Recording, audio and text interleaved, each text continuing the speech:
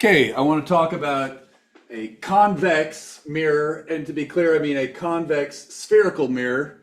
A lot of the stuff is exactly the same as the concave spherical mirror. A couple of things are going to be different. Here's just an example in the real world. You've probably seen these. You use these in the hospital or something in the corner so you can see around the corner and make sure you don't run into somebody. If you look over there, you can see the guitar somewhere right up there, in case you're referencing. Very different type of mirror than the last one, the concave or the flat. An interesting thing, we'll discover they form virtual images. And how do we actually see those virtual images? Your eye has a lens, and so the lens in your eye will image the virtual image and create a real image on your retina. And that's how you could actually see a virtual image, even though you can't put a piece of film there and expose the film. Let's get into it.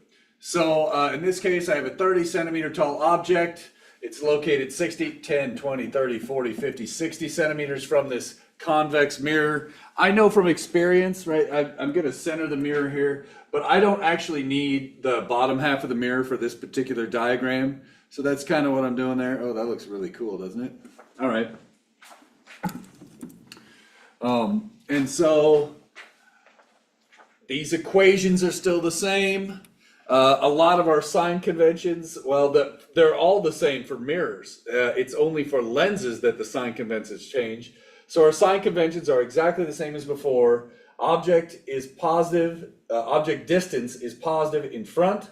Image distance is positive in front, meaning on this side, here's the front, here's the back. Here's the reflective surface. Radius of curvature, I didn't mention this last time, but the radius is positive on the front side, and the radius is negative on the back side. So notice for mirrors, it's pretty darn easy. Everything is positive on the front side, everything's negative on the back side. And with lenses, it's going to be positive on the front for object and positive on the back for images. So that's what'll change.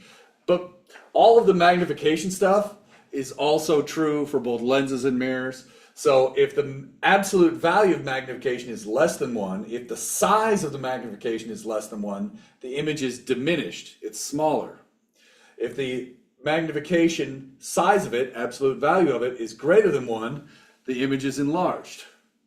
If the magnification is positive, we say the image is upright. Same side of optic axis as object.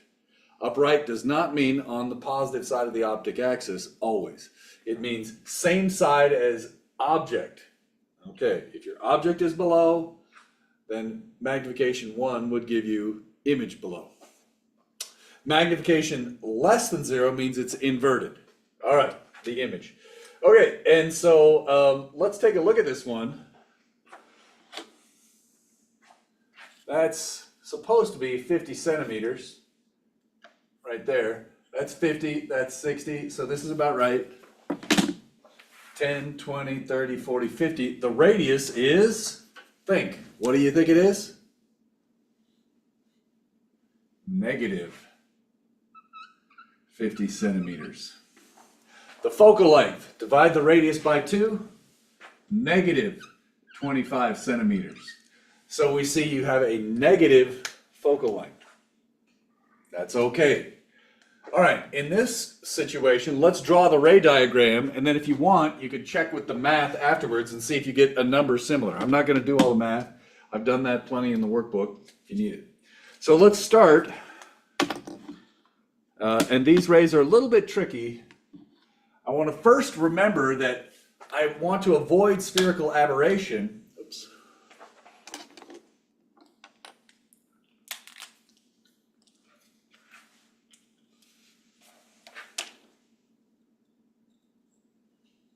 I'm going to draw a dotted line straight up that I use as my reference. So in this case, obviously, if you were just beginning, you'd probably have this bottom part of the mirror. I know I'm not going to need that, so that's why I'm just going to keep rocking here. And then before I get going, I better draw the focal point. There's 50, halfway is right here. You can see I had it already marked. we'll call that F. All right. Remember, capital F means focal point, lowercase f means focal length. So one is a location in space, the other is a distance. All right. We're going to go in, and let's do this. I think I'm going to need the longer ruler. In, I'm following ray 1, in parallel to the optic axis out through F.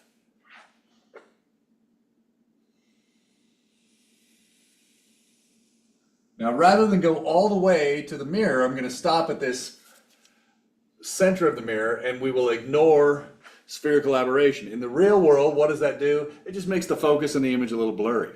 That's all. So, but when we're doing ray diagrams, just go right to the location of the lens, not to the actual location of the mirror, not to the actual surface of the mirror. And now, how do we go out through F? Isn't this light going to reflect? It will. So what you do is you line up this point and the focal point, and you say the ray goes out that way. So it comes in this way, that's ray 1, and then it goes out through the focal point. Now look, does this make sense? If I put this right here, it's going to hit the mirror. This is supposed to be showing me roughly the normal to the surface of the mirror, right? So it comes in, and angle of incidence equals angle of reflection. It bounces out. We expect this looks about right. Now, if you recall, we're always supposed to back extend one of the rays. Do I back extend the input ray or the output ray? 3, 2, 1. You back extend the output ray.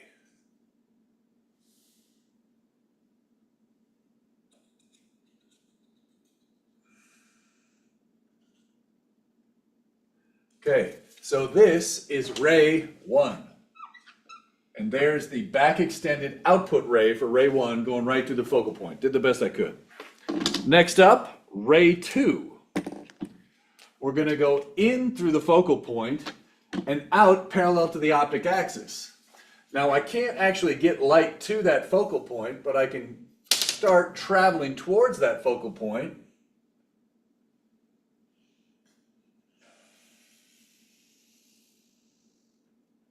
And notice, for objects that are pretty small, right near the center, we don't have to worry too much about this spherical aberration. But when we're drawing pictures, right, it helps to just go to this straight line. All right, whatever. What one is this one? This one is ray 2. Now, it's supposed to go out parallel to the optic axis. Now look at this thing. Angle of incidence equals angle of reflection. It's coming in this way. Shouldn't it bounce out about like that? So let's just draw that. There it is. We're always supposed to back extend. Which one do I back extend? Input or output? The answer is back extend the output. Aha! I can see where the image is going to form already. Right there. Okay, so there's ray 2. So we suspect the image is going to form right there. Notice the image forms on the back side. The back side is a negative image distance, right? It's positive on the front, negative on the back. That's a virtual image. We can't put a piece of film here or a piece of paper and look at the image, but your eye can see it. That's how we were able to use this lens. All right, anyways, notice it's going to be diminished and upright.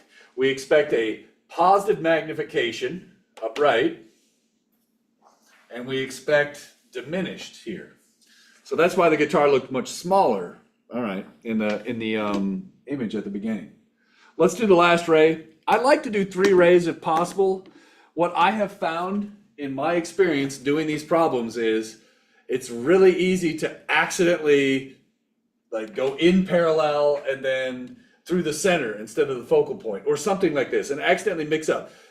However, I have found I'm usually pretty good at getting 2 of the 3 right. And so what will happen here is, let's say you screw up one of these rays, but not the other 2. You will get 2 image locations and be like, wait, I screwed up one of the rays. That lets you check this. So by drawing all, you only need 2 to find out where the image is. as long as you get them both right. But if you screw up one of them, you're totally wrong. So that's what the third one is. It's kind of a check. So let's do it. Ray 3, in through the center, out through the center. So I'm going to try and do this. It's going right towards the center, right there. Eyeballing it. That looks about as good as I can get.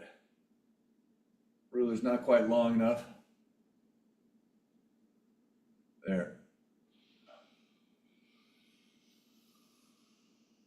Go to the dotted line instead of all the way to the mirror. Now look, doesn't that look normal to the surface? Hopefully if I drew this about right, it is. And so notice this ray should just go in and then right back out.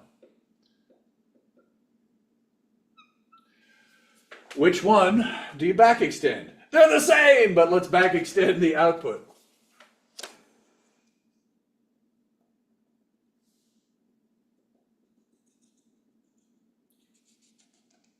Okay, notice the image is formed right here.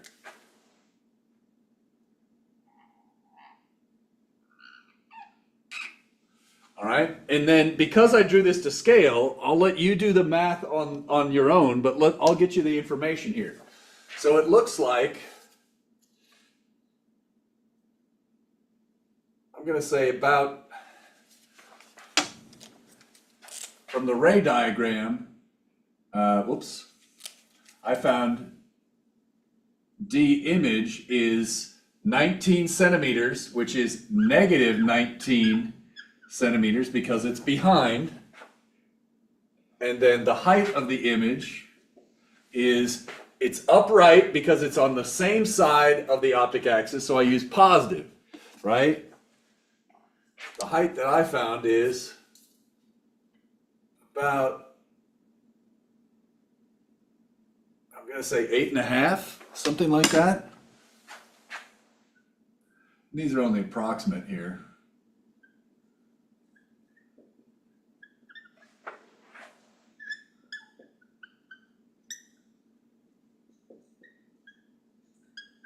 And then what you should do, if you're learning, is you should assume